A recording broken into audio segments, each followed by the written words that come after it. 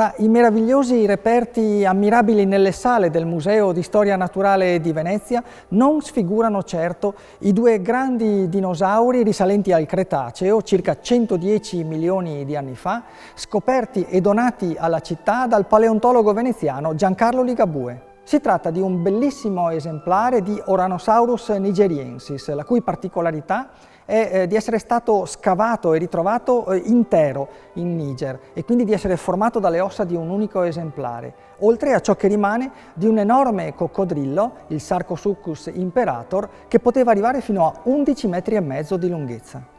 Sicuramente un vanto per il Museo veneziano, che è in grado di mostrare una collezione paleontologica di tutto rilievo e unita alla curiosità del fatto che due dinosauri, due grandi sauri del passato, abitano nel cuore di Venezia.